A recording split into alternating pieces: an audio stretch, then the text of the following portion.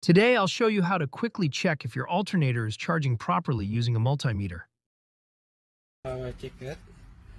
So here, need to select on this one and select the diodes. Diode sign like this. See that one? That's a diode sign.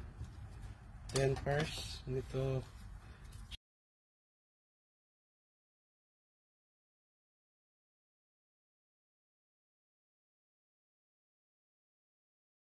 change the polarity. So that one got shorted. Should not have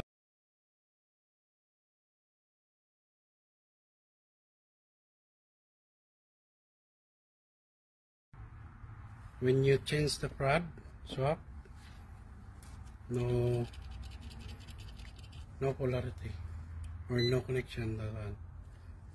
That's a indication of good and bad alternator.